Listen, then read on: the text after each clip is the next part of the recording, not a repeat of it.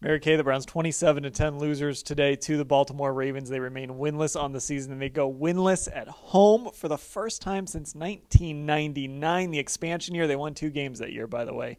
And really the big story is DeShone Kizer struggled mightily today, and Hugh Jackson did not commit to him for the last 2 games of the season. Yeah, it was the first time he also questioned, does he have what it takes? That's the first time he actually did that aloud. And he admitted, hey, should he or should he not start these final 2 games against the Bears and in Pittsburgh? They're trying to win a football game. DeShone is obviously struggling. I think if they had had a good veteran to go to throughout the season, that they probably would have sat him down for 4 or 5 games at some point and just let him watch how this is done. Yeah, it really was kind of a roster makeup error. And then, of course, Hugh Jackson himself kind of just unleashed Kizer as quick as he could, gave him an opportunity to be the #1 starter in the spring, even working with the first team, and it just hasn't worked out for him. He was a guy that was coming out of Notre Dame very raw, and he just hasn't been able to find his footing.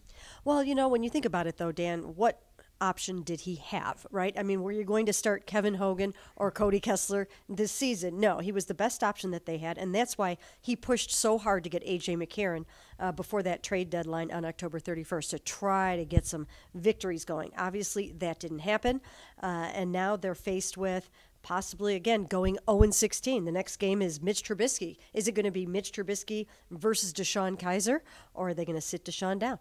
And, of course, on the other side of things, the Browns continued to struggle with pass rushers.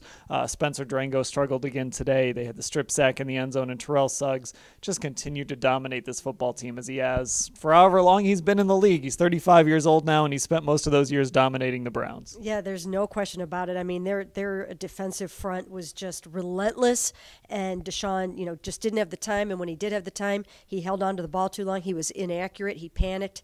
I think he panicked on that interception in the end zone. Again, it was 3 turnovers by him. The Browns committed 4 turnovers in this game, and you know that's what the Baltimore Ravens are all about, and that's been the story of the season for the Browns and the story of the season for DeShone Kizer. That makes 19 interceptions for him and 6 lost fumbles. That's not going to cut it. Yeah, they turn the ball over, and they don't force any turnovers. It's a bad formula. And, of course, Josh Gordon and DeShone Kizer had a little miscommunication on the sideline.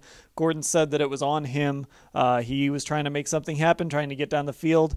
He was supposed to kind of settle down in a hole and missed it. But just, again, 2 guys not on the same page. Yeah, and you know what? That's what's going to happen when you try to bring somebody in at the end of the season. You saw that happen with Josh Gordon when he came back for the final 5 games of the 2014 season. He and Brian Hoyer didn't really have it either.